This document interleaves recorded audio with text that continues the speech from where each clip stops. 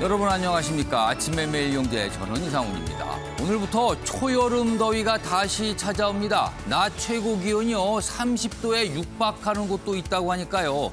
한낮에는요 두꺼운 옷이 상당히 부담스러울 수 있다는 점 참고하시기 바랍니다. 외출하실 때 신경 쓰시기 바랍니다. 자, 그럼 일면 기사부터 바로 출발합니다. 먼저 매일 경제 보시죠. 고용 1등 물류산업. 그런데 직원 안전은 뒷전이더라 지적을 하고 있습니다. 자, 물류, 코로나19 사태 여러 가지 경제적 어려움이 있었지만 물류만큼은 잘 버텨줬다 이런 얘기가 있었습니다. 그런데요, 대형 물류기업 근로자들 설문조사를 해보니까요. 현장 관리자 그리고 휴식 시간 다 부족하다. 이러다가 문제가 생길 수 있다. 이런 걱정이 나왔다고 합니다. 물론 일부 기업들은 굉장히 교육이나 이런 거 철저하지만 많은 기업들은 아직도 부족하다. 이런 얘기입니다. 다음은 경향신문 확인해 보겠습니다. 의회주의를 호명한 여소야대 대통령. 어제 윤석열 대통령 국회 본회의장에서 시정연설을 했습니다. 물론 주요 목적은 추경에 대해서 협조를 구하는 내용이지만 전체적으로 여러 가지 현안에 대한 의견도 좀 내놨습니다. 근데 전체적으로 보면 이 기사는 의회주의를 강조했다. 이렇게 보고 있습니다. 좀 더 보죠. 역대 가장 빠른 취임 엿새 만에 시정연설을 했습니다. 추경, 초당적 협력 강곡히 요청한다. 그리고 연금, 노동, 교육개혁 지금 해야 한다. 협조를 당부한다. 이런 얘기를 반복해서 했습니다. 그리고 북한에 대한 코로나 지원 방침도 재확인했다. 이런 내용입니다. 이번엔 동아일보 보겠습니다. 아래쪽에 있습니다. 자, 우리 측은요 어제 북한에 뭔가 표시를 했어요. 방역 지원 실무 접촉 원한다. 그리고 뭔가 지원할 수 있다. 이런 의사를 비췄고 제안을 했는데 북한은 답이 없습니다. 아무 반응이 없어요. 그리고요 중국하고만 접촉하고 있습니다. 자, 전문가들은요 지금 이런 상황 지속된다면 북한이 최소 3만 4천 명 정도 사망자가 발생할 수 있다. 이런 전망을 내놓고 있습니다. 마지막으로 국민일보 보시죠. 자, 국회에서 뭔가 전망을 했죠. 국회 예산정책처인데요. 세수 예상보다 5조 5천억 원 덜 거칠 것이다. 자, 얼마 전에 추경을 마련하면서 앞으로 더 들어올 세수, 세금에 대한 전망이 배경이었잖아요. 그렇다면 2차 추경 차질 빚는 거 아니냐는 거죠. 아직 들어오지 않았지만 들어올 돈이 얼마다라고 미리 이른바 가불 추경이란 말까지 들으면서 산정을 했는데 국회에서는 더 적을 거라고 본다는 겁니다. 하반기 경제 위기 전망 그렇기 때문에 줄어들 수 있다. 정부 지출 구조 조정 검토도 지적했다. 이게 예상이 달라지면 문제가 발생할 수도 있는 겁니다. 자, 지금까지 일면기사 짚어봤고요. 오늘도 뉴스의 의미 깊숙하게 짚어주시기 위해 네 분께서 자리하셨습니다. 한 분씩 소개해드리겠습니다. 자, 먼저 화면 가장 맨 쪽에 앉아 계십니다. 김영주 전 국회의원 자리하고 계십니다. 그리고요, 그 옆에는요, 윤희석 전 국민의힘 대변인 나와 계십니다. 그리고 세 번째 자리에는 조대진 변호사 자리하셨습니다. 그리고 마지막으로 김재섭 국민의힘 도봉갑 당협위원장 나와 계십니다.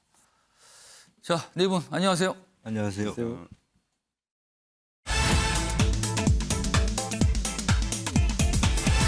자, 아침의 매일 경제의 이슈 첫 번째 키워드로 확인해 보겠습니다. 국회는 처음이라. 처음이다. 국회에 처음 가시는 분은 약간 어리둥절할 수도 있어요.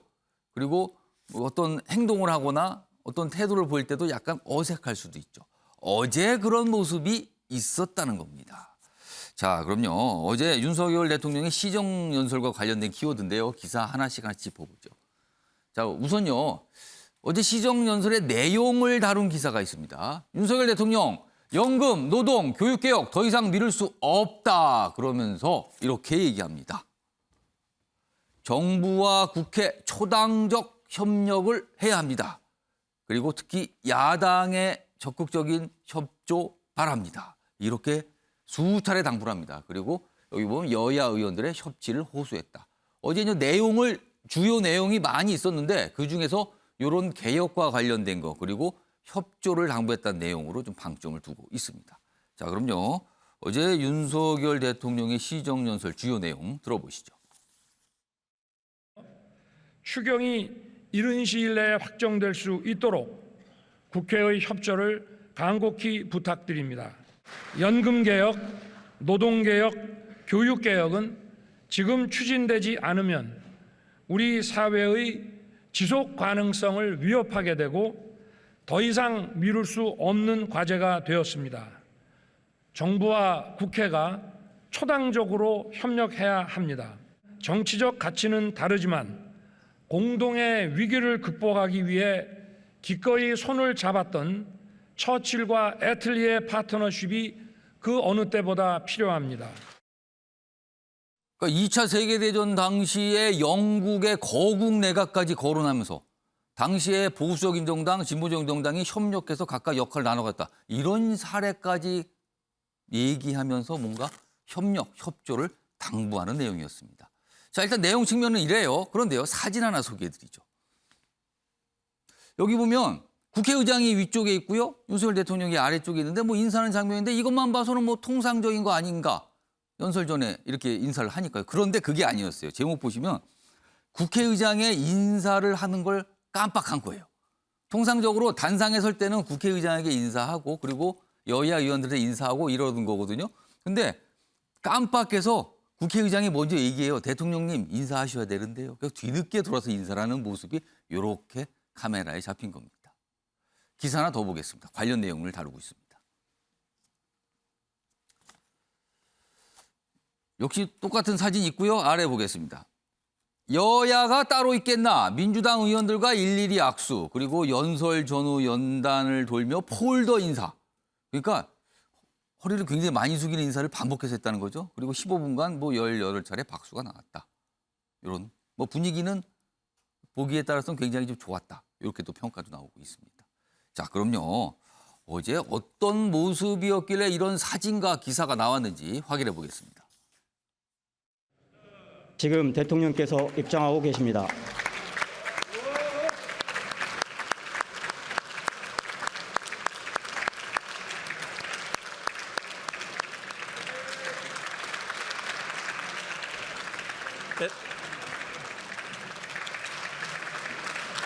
대통령님, 대통령님 의장께도 인사하시죠. 예.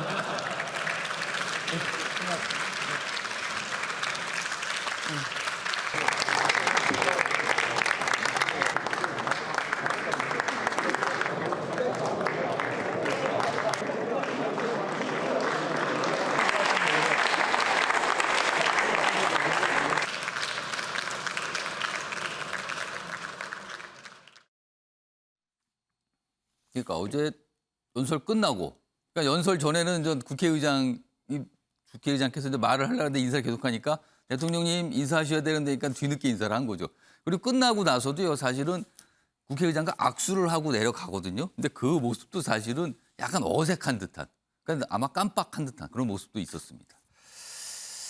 자, 일단 어제 국회 본회의장 모습이었고요. 그리고 관련 기사 하나 더 있습니다. 얼마 전에요. 다음 기사 보겠습니다. 얼마 전에 사진 한 장이 굉장히 좀 주목을 받았죠. 여기 보면 그러니까 윤석열 대통령의 부인 김건희 여사 그리고 윤호중 민주당 공동 비상대책위원 마주 보면서 윤호중 위원장이 한박 웃는 모습. 그게 사실은 민주당 내에서는 또 여러 가지 얘기를 나왔어요. 근데 그 사진이 도대체 무슨 얘기를 했길래 그렇게 웃는 건가 궁금증이 있었는데 어제 설명이 좀 됐습니다. 지금요. 여기 보시면 김건희 여사 앞에 웃다 곤욕을 치른 윤호중 위원장. 시아버지와 학렬이 같다는 말에 웃었다. 아, 중자 돌림이었다는 거예요. 같은 학렬이라는 거죠. 뭐 촌수로는 굉장히 많은데 뭐 만찬장에서 웃음 배경이 어제 이 시정연설 하기 전에 대통령과 그다음에 국회의장 그리고 여야 지도부가 만나서 이렇게 좀 담화하는 자리가 있거든요. 거기서 뭔가 설명이 좀 됐다는 겁니다. 뭐 이런 내용까지 좀 담겨 있습니다. 자, 김영주 전 의원님. 네. 어제 시정연설 내용 측면, 형식 측면 두 가지 나눠서 평가하신다면 어떻게 점수를 좀 주시겠습니까? 그렇습니까? 내용과 형식 모두에서 좀 더 높은 점수를 줄 수밖에 없지 않았느냐 괜찮게 보셨군요. 그렇게 생각이 듭니다. 예. 기본적으로는 어쨌든 크게 대통령이 처하고 있는 우리나라의 현실이 말하자면 처칠과 애틀리 총리를 얘기했듯이 예. 2차 세계대전과 같은 아주 참혹한 현실 속에 있다. 그때는 두 사람이 평화시에는 라이벌 관계였지만 예. 전시에는 파트너십을 이루었다라는 측면에서 협치를 강조했고 그런 협치라고 하는 차원에서 넥타이 색깔도 스카이 계열로 약간 하늘색 계통이었죠. 또 입구에 들어가실 때도 윤호중 비대위원장을 먼저 아. 뵙고 들어가는 그런 어떤 그렇습니다. 매우 형식적인 측면에서 끝까지 본회의장에 의원들을- 입장하면서 야당 의원들하고 먼저 많이 네, 악수를 했어요. 그리고 마무리까지도 예. 나올 때는 물론 뭐 국민의힘 쪽으로 나왔습니다만은 예. 정의당까지 한 분 한 분의 손을 잡고 이렇게 나왔다는 매우 그전 대통령과는 이색적인 모습이었고 그다음에 실제로 한 18차례 박수를 했는데 과거에 보면은 자기 당들 국회의원들만 서서 기립해서 박수 치는 모습이었는데 이번에는 요소요소에서 뭐 전폭적으로 다 같이 박수 쳤다는 건 아니지만 상당히 같이 호응해주는 민주당 쪽에서의 박수도 없지 않아 있었다. 소상공인 관련해서나 또 박범계 전 그 법무부 장관과의 악수를 나누는 장면도 좀 따뜻한 모습들이 있었다라는 측면이 있고요. 어쨌든 기본적으로 본인이 그 가져가야 될 앞으로의 개혁 과제, 연금 개혁이라든지 교육 개혁이라든지 노동 개혁 상당히 하나하나 국민의 합의를 이루어야 되고 쉽지 않고 여러 가지 어려운 측면에 있어서 국회의 협치가 없으면 안 된다라는 것을 강조했고 또 북한의 백신 문제, 공급의 예. 문제 이것은 남북 관계는 관계대로 하더라도 인도주의적 차원에서 논의를 하겠다 이런 부분에서는 민주당에서도 노할 수 없는 공감대를 이끌어냈다라고 보여지고 예. 마지막으로 이제 그 인도 태평양 경제 프레임워크에 대해서 바이든 예. 대통령과 앞으로 어떤 방식으로 협의하겠다라고 하는 것까지 상당히 그 14분, 15분 정도의 짧은 연설 예. 속에서도 상당한 공감대를 이룬 그런 첫 번째 우리나라 말하자면 역대 대통령 중에 예. 가장 짧은 시간 6째 만에 국회에 왔기 때문에 저는 실수도 많이 했지만 예. 그래도 내용적으로는 알뜰한 그다음에 추경을 뭐 제일 핵심은 추경을 그렇습니다. 그 빌미로 왔으니까 추경에 대한 빠른 통과를 여러 가지 예. 국회에다가 주문하는 데는 일정 정도 성공하지 않았나 그렇게 보여집니다. 김영주 의원님, 과거 대통령의 시정연설 뭐 여러 차례 있었어요. 역대 정부가 다 있었으니까요. 그리고 수차례 임기 동안 여러 번 하죠. 근데 그때 많은 경우에는 소속하지 않은 야당의 경우는 뭐 기립박수는커녕 앉아서 박수를 안 치거나 네. 그리고 많은 경우 그냥 퇴장해버리거나 이런 네. 경우도 많았고. 들어오자마자 퇴장하는 근데 경우도 어제는 있었고요. 그런 경우는 없고 민주당 의원이 상당들이 자리를 지키면서 박수 치고 했거든요. 그만큼 민주당도 어제 내용에도 상당히 기대를 한다는 뜻입니까, 그럼? 기대도 그렇습니다만 현재의 그 정치적 분립 구조가 예. 대통령에게 야박하게 대하는 것이 민주당에도 굉장히 싸늘하게 올 수 있는 정치적 지형이 저는 있다고 봐요. 역시 선거를 좀 앞두고 있다? 그 뜻입니까? 예, 선거 앞두고 전체적으로 지금 대통령이 사실은 취임 전보다는 취임 후에 인기가 올라가고 있는 부분이라서 예. 그것을 내몰라라 하고 야박하게 할 수 없는 또 예. 경제적인 어려움 속에서 협조해야 되는 협치적 정당성을 국민이 요구하고 있기 때문에 그걸 예. 야박하게 내몰라라 할 수 없는 형국에 민주당도 처해 있다. 그렇게 봐야 될 것 같습니다. 여러 가지 배경이 좀 있군요. 어제 굉장히 좀 사실은 시정연설 측은 좀 짧았어요. 그리고 좀 약간 압축적인 내용이 많았죠. 뭐 그런 점도 좀 가만히 되지 않나 싶습니다.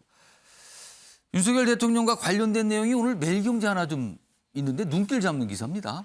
최근에 다음 기사 보겠습니다. 최근에 윤석열 대통령이 참모들에게 이런 지시를 했다 그래요. 점심시간을 구애받지 말고 많이 만나고 다니세요. 참모들 보고. 비서진에게 소통을 강조하면서 국민들과 접촉. 그러니까 여기서 말하는 국민들은 사회적인 명사일 수도 있고요. 아니면 뭐 보통 국민일 수도 있고요. 아무튼 여러 가지 국민들, 여러 종류의 국민들, 여러 일을 하시는 국민들을 만나라. 엄격히 했던 시간 제한도 없었다. 이게 무슨 뜻인가 하면요. 여기 아래 밑줄에 있습니다. 지금까지 이제 대통령실, 얼마 전까지 청와대였죠. 청와대에 근무하는 참모들은요. 이 점심시간 엄격히 지켜야 된다. 이런 게 좀 있었어요. 그래서 지금까지는 오후 1시 30분까지는 돌아와라. 나갔더라도. 손님 만나도 요 전에는 들어와서 일을 해야지. 이렇게 엄격하게 적용했던 점심시간인데 이 제한을 없애라고 지시했답니다. 그러면은 예를 들어 2시 넘어서까지 점심 먹어도 된다는 거예요. 11시 반쯤 나가서. 사람을 누군가 만나고 소통을 한다는 조건이 있겠죠. 그리고요. 이런 얘기도 했답니다. 이런 지시가 있자 한 관계자가 물어봤대요. 뭐 낮술을 하는 것만 빼고 다 하면 되지 않겠습니까? 라고 얘기를 하니 윤 대통령이 말하기를 설명하고 소통하는 과정에서 필요하다면 낮술도 괜찮다. 마셔라. 이 얘기를 했다는 겁니다. 어떻게 보면 파격적일 수도 있고요. 어떻게 보면 또 여러 가지 생각 들기도 합니다. 자, 윤희석 전 대변인. 이거 어떻게 보셨습니까, 지금? 언론에서 이제 낮술에 방점을 네, 이거 낮술이 눈에 확 들어오는데요, 지금? 예. 제가 볼 때는 윤석열 대통령의 이 특이한 이 정치 대비 과정을 살펴보면 좀 해석이 될 것 같습니다. 예. 지금까지 작년까지 정치를 안 하시다가 외부에서 쭉 정치를 보시다가 대통령이 되셨습니다. 예. 그렇다면 지금까지 여러 정부가 있었는데 실패하거나 뭔가 국민과 문제점이 있었던 부분은 바로 소통이 부족했던 점이라고 생각하셨을 거로 저는 보고 그런 연장선상에서 볼 때 일관된 흐름이 읽혀집니다. 예. 청와대를 나오셔서 용산으로 가시지 않으셨습니까? 그것도 청와대 개방이라는 의미도 있지만은 국민 속으로 들어가서 직무를 하겠다는 거 하나, 또 주말에도 쇼핑을 하시고 국민 속에서 뭔가 행보하는 모습을 그대로 드러냈고 또 비서진 행정관들에게 점심시간 구애받지 말고 낮술도 불사하면서까지라도 국민과 소통하라 이렇게 지시를 내렸다는 것은 예. 역시나 국정 운영의 제1방점은 소통에 있다. 그 점을 저는 지적하고 싶습니다. 그러니까 지금 이 기사가 매일경제에만 실려 있거든요. 또 일부 보도에서는요. 소통을 많이 하라. 뭐 그런 거는 지시했지만 낮술 얘기는 안 꺼냈다. 그래서 또 약간 좀 부인하는 내용을 담은 또 보도도 있어요. 그래서 이건 오늘 아마 대통령실이 좀 더 설명할 것 같아요. 이게 왜냐하면 자칫 이 낮술이 이게 민감할 수도 있거든요. 요 표현이라는 게 이 내용 자체가. 자, 조대진 변호사는 어떻게 보셨어요? 뭐 파격적이고 예. 이제 만약에 사실이라면 뭐 예. 대단한 지시인 것 같다라는 생각이 드는데요. 뭐 국민들을 만나고 설명하는 자리에 뭐 얼마든지 격의 없이 대하라 이러는 취지인 것 같은데 예. 그런 취지라면은 되게 뭐 긍정적으로 볼 수 있을 것 같습니다. 예. 이제 다만 이제 그 공무원들이 예. 해당 그 업무들을 하면서 자칫 그 공직 기강이라든지 이런 부분들이 그렇죠. 해이해질 수 있는 부분. 이건 또 기강 문제하고 연결돼요. 네, 그렇죠. 시간도 구애 없다고 뭐 대통령이 말했는데 뭐 낮술 한잔 하다 보면 그게 한 잔이 두 잔 되고 두 잔이 세 잔 되고 이렇게 되는 경우들도 있거든요. 그리고 이게 소통인지 약간 사적인 분위기인지가 모호할 수도 있거든요, 이게. 네, 그렇죠. 그리고 예. 그 술이라는 게 분위기에 따라서 마시는 경우가 더 많지 일을 하는 경우에 굳이 또 술이 필요한 건 또 아니거든요. 그런데 이제 뭐 대통령께서 그런 취지로 말하는 건 아니었겠지만 예. 뭐 술 한잔 하면서 좋은 분위기를 만들 수 있으면 술을 먹어라. 이 부분에 대해서는 뭐 저도 뭐 그거에 대해서 뭐 반대하고 싶지는 않습니다. 예. 다만 이제 윤석열 대통령이 이렇게 지시를 만약에 했다면 예. 그 아까 말씀드렸던 공직기강의 부분 술만 먹고 정말 일 안 하는 그런 사람들이 있는지의 부분도 철저하게 체크를 해야 되는 그런 상황도 좀 발생할 수 있다고 저는 보여집니다. 네. 그러니까 이게 좀 더 대통령실 설명이 좀 필요하고요. 사실 술 하면 대선 경쟁 과정에서 사실 민주당 쪽에서 윤석열 대통령 관련해서 술 가지고 얘기를 많이 꺼냈거든요, 지금. 그래서 자칫 민감할 수도 있다. 아마 좀 추가된 설명이 있을 것 같습니다, 오늘요. 이런 보도도 좀 있었습니다. 자, 일단 어제 시정 연설 그리고 협조, 소통 뭐 이런 측면에서 좀 기사를 전해드렸는데 사실은 남은 문제는 바로 인선입니다, 인선. 지금 장관 후보자 인선이 마무리가 다 안 됐어요. 이런 와중에요. 청와대 참모를 둘러싼 인선 논란 계속되고 있거든요. 다음 기사도 그 내용이 하나 있습니다. 보겠습니다. 자, 이준석 국민의힘 대표 윤재순 비서관 논란에 탁현민 전 비서관을 소환했어요. 그러니까 윤재순, 지금 윤석열 정부의 대통령실 비서관, 탁현민, 문재인 정부의 청와대 비서관이었어요.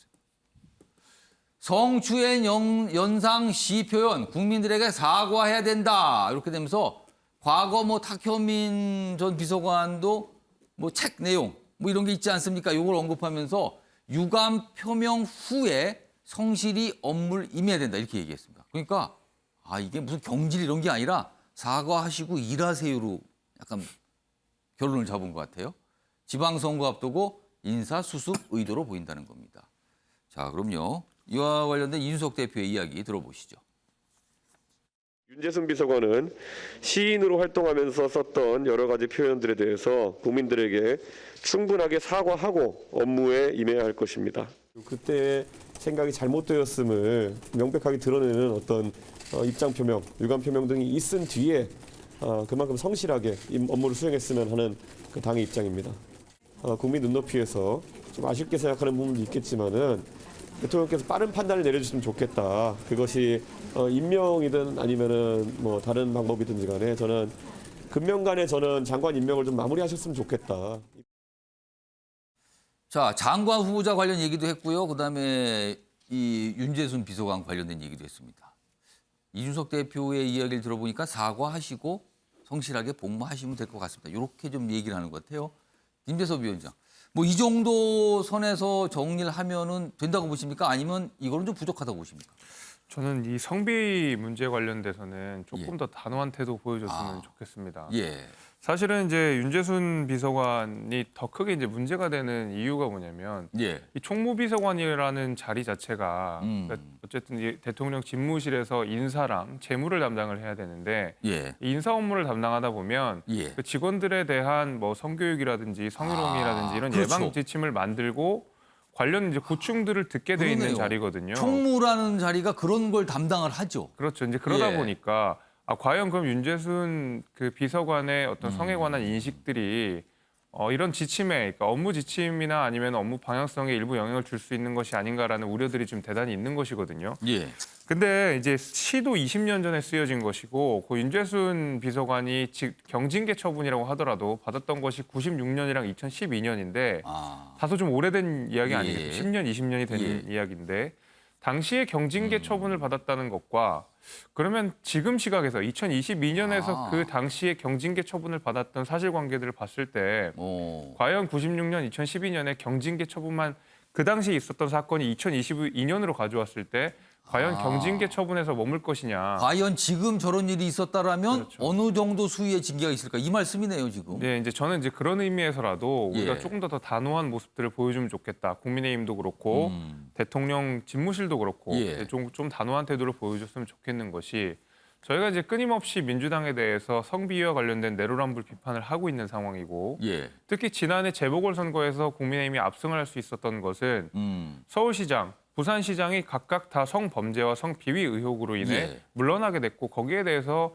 민주당에 대한 심판 여론이 굉장히 강해졌던 것이고 그렇습니다. 많은 국민들이 국민의힘에게 서울시장과 부산시장을 맡기게 되는 그런 일들이 있었던 거 아니겠습니까? 예. 이후에 터져 나오는 여러 가지 민주당의 성비위, 성의혹 문제 역시도 마찬가지로 국민의힘이 단호하게 지금 회초리를 들고 있는 상황인데 예. 자칫 제 식구 감싸기라는 인상을 주게 되면은 저희 회초리가 무뎌질 수 있다고 생각합니다. 저는 그래서 특히 성비위와 관련된 여러 가지 문제들, 예. 성범죄와 관련된 문제들은 우리가 훨씬 더 단호한 태도를 보여줄 필요가 있다라고 생각이 됩니다.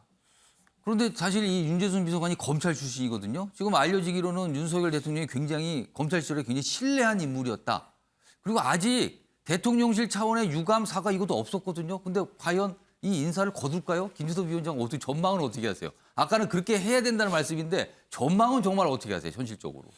글쎄요, 이제 최근에 마찬가지로 종교 다문화 예. 비서관이었던 김성애 비서관 역시도 여러 가지 이제 문제 지적들이 예. 되다 보니까 결국에는 뭐 본인은 사과를 하지 않았지만 예. 사퇴를 하지 않았습니까? 스스로 전 사퇴를. 그러니까 이게 여론에 심각한 영향을 주게 되는 경우에는 사퇴까지도 간다고 봅니다. 저는 그런 의미에서라도 마찬가지로 또 정호영 후보자 역시도 이번에 임명을 강행하지 않는 상황, 그러니까 그래서 유보해 놓은 상황 그냥 아니겠습니까? 보류 상태로 계속 있어요, 지금요. 그렇죠. 이제 그러다 보니까 문제가 있는 인사들 내지는 국민 비판 여론이 많은 인사들에 대해서는 예. 그래도 집무실에서 어느 정도 필터링을 하면서 또 사퇴를 해야 되는 사람들 또 사퇴를 하고 이런 수순으로 가는 게 아닌가 싶습니다.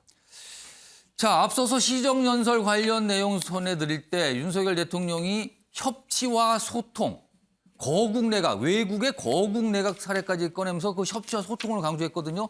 자, 그런데 이 협치와 소통, 장관 후보자 임명과 직결돼 있다.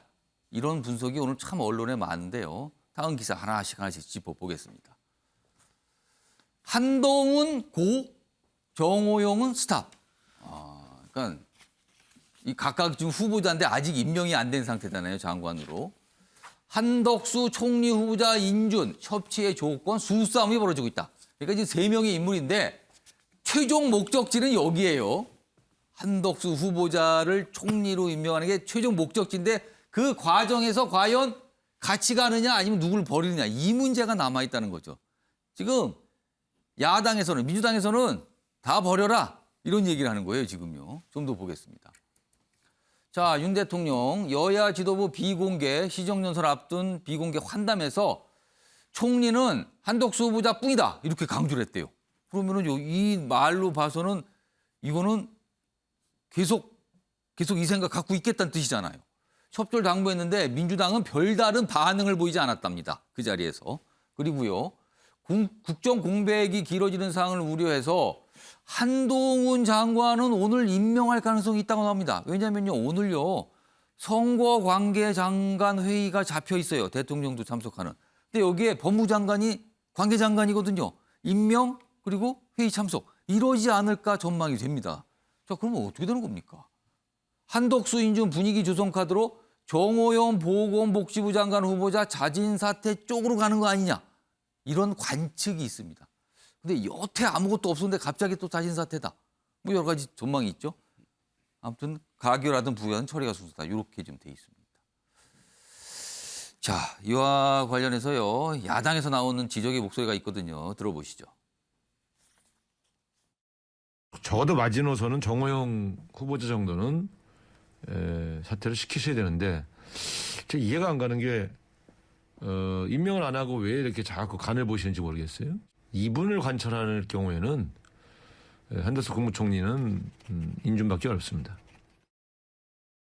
윤 대통령이 진정으로 협치를 추구한다면 먼저 내각과 비서실에 부적절한 인물들을 발탁한 것에 유감을 표명해야 합니다.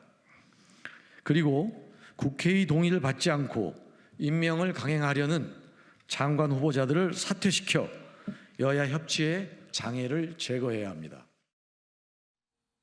자, 윤석열 대통령도 고민하고 있을 거예요. 그런데 민주당도 고민인 겁니다, 지금요. 보겠습니다. 한동훈 악마와 발목 잡기 비판 사이에서 고심하고 있다. 한덕수 인준론이 미루는 민주당. 민주당도 총리 후보자 관련해서 지금 어정쩡한 상황으로 좀 가고 있거든요. 지방선거 앞두고 당 지지율 요즘에 부진입니다. 많이 내려갔어요. 그러니까 아무래도 입지가 좀 좁아지고 있다. 그리고 의총에선 본회의 후에 토론하자. 당 안팎에선 수용해야 뭐 이런 목소리들이 나오고 있다는 겁니다. 물론 뭐 강경하게 또 안 된다 하는 목소리도 여전히 있고요. 자, 김영주 전 의원님 민주당에 계시니까 만약에 오늘 한동훈 법무장관 후보자를 윤석열 대통령이 임명을 하고 뭐 회의도 참석하고 이렇다면 민주당은 오늘 어떤 입장을 내놓는 겁니까? 글쎄요, 원론적으로는 예. 이제 적절하지 못한 인사의 강행에 대해서 비판하겠죠. 그러나 이제 이 부분하고 한덕수 총리 인준 가결하고는 또 별개의 문제가 될 것 같고요. 지금 당내 상황도 보니까 처음에는 제일 처음에는 우호적인 분위기였다가 그다음에 굉장히 한덕수 총리한테 강경한 분위기였다가 지금은 이도 저도 애매한 지경으로 민주당 분위기가 좀 애매하게 가고 있는 것 같습니다. 그 이유는 애매하게 된 변화가 일어난 계기는 뭐였습니까? 그것은 이제 검수완박의 결과 한동훈 청문회에 보여준 민주당 의원들의 어떤 모습 이런 것들이 최근에 들어서 당의 어떤 지지율이나 국민의힘과 민주당의 지지율의 변화를 초래하고 민심이 굉장히 싸늘해진다는 느낌들을 받기 시작하는 그런 측면이 있어서 조금 협조 국면으로 가야 되지 않는 분위기도 되살아나는 그런 현실이 좀 있는 것 같습니다. 그러나 어쨌든 어제 의총이나 이런 것을 통해서 한 총리에 대한 얘기를 안 했다는 것은 그만큼 고민스럽다는 뜻을 반증하기도 하고 다만 국회의장이 국민의힘 쪽에서 요구하든 어쨌든 직권상정해서 빨리 인준 안을 본회의를 열 수 있는 원포인트 본회의를 열 수 있는 가능성도 있거든요. 왜냐하면 그때 되면 본회의 날 아침에 의총을 통해서 전체적으로 당론으로 뭐 인준을 부결할 것인지 아니면 자유투표할 것인지 그렇게 그때 가서 보자는 것이 현재 여론 아닌가 그렇게 보여집니다. 인선에 관해서 국회 본회의장 투표는 익명인 거죠, 그거는. 그렇죠. 드러나지 않는 거죠, 누가 누구를 찍었는지에 대해서는. 그렇지만은 실제로 나중에 계산해 보면 대충 알수 있다. 어디에서 표가 뭐 나오고 안 나오고는 알 수도 있는 부분이니까요. 지금 김영주 전 의원님 말씀에도 고민이 묻어나시는 것 같아요. 오늘 많이 강행이 됐는데 비판을 하겠지만 그렇다고 또 한덕수 총리 후보자 절대 안 돼 뭐 이렇게 대놓고 얘기할 수도 없고. 그럼 정호영 후보자 정도로 민주당을 생각을 해야 되는 건지 어떤지 뭐 여러 가지 고민이 있다는 거예요 지금. 윤석 전 대변인은 오늘 임명할 것 같아요. 지금 거의 모든 언론이 그렇게 전망하고 있어요. 그러면은 한덕수 후보자 어떻게 되나? 국민의힘은 또 걱정 아닙니까 이거? 한동훈 지명자에 대한 임명은 어제부로 그 청문보고서 재송부 기일이 지났기 때문에 언제든지 임명해도 그렇습니다. 이상할 게 하나도 없습니다. 그리고 지명 경위에 대해서도 윤 대통령이 말씀을 하셨어요. 법무행정의 적임자다. 근데 감정적으로 과거의 어떤 여러 가지 문재인 정권 때 일로 한동훈 후보자에 대해서 민주당이 반응을 했었고 청문회 과정에서도 별로 그렇게 밝혀낸 게 없지 않습니까? 오히려 여론도. 민주당이 굉장히 어려워졌어요. 그 청문회 거치면서. 그렇죠. 그런 상황에서 볼 때는 한동훈 지명자를 임명하는 것은 뭐 기정사실로 봐야 되고 그렇다면은 자, 한동훈 지명했으니까 임명했으니까 한덕수 총리 안 된다 이러기도 상당히 어렵다고 봅니다. 지금 민주당도 그런 고민이라는 말씀하셨겠지만 왜냐하면 새 정부 첫 총리고 법무부 장관 임명하고 총리 인준을 연계시킨다는 것이 그게 맞느냐 하는 얘기가 있을 거고. 자, 그렇다면 이제 정호영 후보자로 가는 건데요. 관심이. 그거는 어떻게 되는 겁니까? 그쪽 사안. 저는 이렇게 봅니다. 이분에 대한 청문보고서 재송부 기일은 9일이었어요. 일주일이 훨씬 지났고요. 그런데도 임명 안 하고 계십니다. 이분보다 청문회 뒤에 한 분도 임명을 한 장관이 있어요. 먼저 했어요. 예. 그런데 아무 얘기가 없잖아요. 그거는 뭡니까 그럼? 뭔가 생각하는 지점이 이분께 모아지고 있다고 봐야 되고 인사 문제라 제가 말씀드리기 조심스럽지만은 이분의 임명 여부와 앞으로의 전국 운영이 상당히 밀접하게 연관돼 있다. 이 정도로 말씀드리겠습니다. 모르겠는데 아직은 만약에 자진 사퇴가 지금까지 뭐 자진 사퇴가 아니고 만약에 정호영 후보자를 윤석열 대통령이 임명해 버리면 이건 정말 큰일 나는 겁니까 그럼? 뭐 민주당에서 상당히 큰 반발이 있겠죠. 근데 전국 운영이라는 게 물론 일방적으로 권한이 있어서 할 수도 있는 거겠지만 그런 여러 가지 일들을 예를 들어 검수완박 처리 같은 경우도 힘으로 밀어붙이니까 부작용이 많지 않습니까? 그런 관점에서 볼 때는 여야가 어느 정도 합의 볼 수 있는 수준에서 정리된다고 이렇게 예상할 수밖에 없죠. 김영주 전 의원님과 윤석 전 대변인 말씀에 직접적으로 절대 얘기는 안 하셨지만 뭔가 이렇게 방향은 잡고 계신 것 같은데 지금 두 분께서요 지금요. 아무튼 뭐 대통령도 고민, 그다음에 야당도 고민 뭐 이런 상황이랍니다 지금요.